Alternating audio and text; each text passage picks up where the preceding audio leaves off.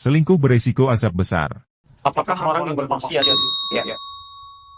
baik, akan mendapatkan azab atau terhalang dari cahaya hidayah Allah Subhanahu wa taala, dijauhkan dari rezeki dan diazab dibalas di dunia? Diberikan beberapa contoh seperti ada orang pacaran, orang selingkuh dan sebagainya. Apakah akan mendapat balasan? Masya Allah. Bapak Ibu sekalian, setiap perbuatan yang kita lakukan itu langsung menanggung konsekuensi. Ketentuannya sederhana. Laha ma kasabat wa 'alaiha ma kasabat. Jadi kalau baik langsung mendapatkan kebaikan, kalau buruk langsung mendapatkan konsekuensi keburukan. Tapi perhatikan indahnya Allah dalam hal ini. Kenapa kalau orang berbuat baik menggunakan la? Kalau orang berbuat buruk menggunakan ala? Perhatikan kalimatnya. La dengan ala lebih pendek mana? La atau ala? Baik, lebih cepat mana diucapkan? La atau ala? Satu atau dua?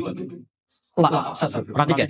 Kenapa? Ketika melakukan kebaikan, kalimatnya menggunakan la, rewardnya. La, laha, maka sahabat hurufnya satu. Saking cepatnya Allah mengapresiasi setiap kebaikan yang dilakukan. Jangankan pekerjaannya, niatnya sudah ada pahalanya. Saking cepatnya. Tapi kalau keburukan, kenapa menggunakan ala? Alaiha agak panjang, karena saat orang akan berbuat buruk, bahkan Allah berikan dulu jembatan di hati untuk mencegah keburukan itu terjadi.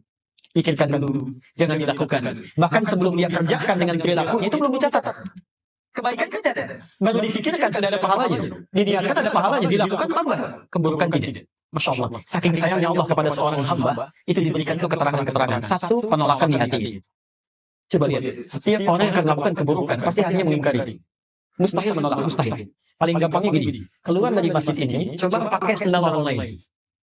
Itu baru kaki menggunakan saja, hati sudah mengatakan itu bukan punya kamu. Pasti itu. Pasti. Jadi kalau hatinya kemudian tidak bergerak, ada yang salah dalam imannya. Apalagi yang, oh ini kayaknya punya saya. Bukan ini yang ini. Bukan ini yang ini. Padahal dia kemudian tidak pakai sendal. Itu pasti ada yang keliru dalam imannya. Ini hatinya pasti menolak. Yang pertama kali terjadi saat seseorang berbuat salah, saking sayangnya Allah, itu dibuat satu warning di dalam dirinya, jangan lakukan. Itu kan. Saat akan melakukan pun ditampilkan konsekuensinya. Misal, kalau mau bohong, wail pasti celaka. Kamu jangan bohong, kamu bisa celaka. Kalau akan melukai orang, ada curang misalnya, wailul mutaffifin. Ada perbuatan zina, ada konsekuensinya. Ada banyak sekali itu. Banyak. Persoalan selingkuh, jangankan masalah selingkuh, masalah pencuri ada konsekuensinya. Maaf, wasariq atau faqta'u aydihum. Kalau ada orang mau mencuri, sampaikan pada mereka. Resikonya bisa potong tangan. Supaya tidak terjadi, berikan hukum yang ketat memotong tangan supaya tidak mencuri. Apalagi orang-orang yang melakukan dosa besar. Hati-hati. Kalau kamu bisa selingkuh, sudah menikah kemudian selingkuh, resikonya azabnya besar. Bisa ada raja, bisa ada macam-macam dan bisa berpengaruh dalam kehidupan. Dan mohon maaf, seseorang yang nekat melakukan kesalahan setelah diterangkan. Biasanya Allah memberikan pelajaran dunia sebelum dia mendapatkan bagian akhiratnya. Biasanya Allah memberikan pelajaran dunia sebelum dia mendapatkan balasan akhiratnya. Lihat dalilnya di Quran surah As-Sajdah.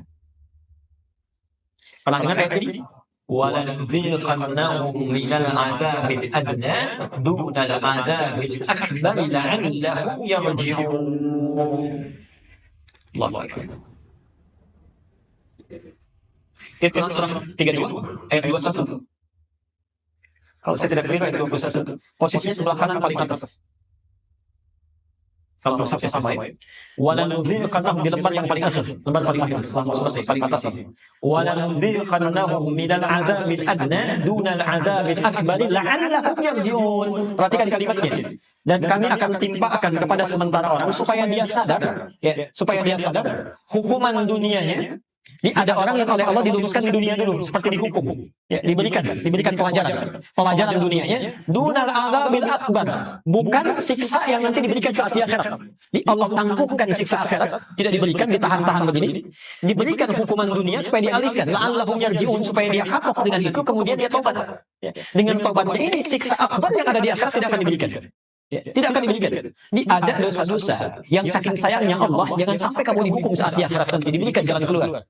Karena dia diingatkan gak mau dengar, ditampakkan gak mau sadar, maka diuji dengan musibah. Saking sayangnya Allah ditangkap dia. Cara nangkapnya ke polisi lain, seperti dihinakan di masyarakat, ditampilkan, diisolasi. Masya Allah, kurang apa lagi? Kalau sudah diisolasi, ditempatkan di satu tempat, diberikan tausiah, tiap hari dengan tausiah saja, tiap hari dengan ceramah, kemudian dipisahkan dari orang dengan 12 tahun belum sadar juga. Berapa lama yang waktu yang dibutuhkan untuk sadar? Supaya dia tobat dengan menangis, dengan tobat, dengan dirampas yang kelihatannya seperti diambil hartanya, bukan. Itu kamu memang korupsinya 5 miliar.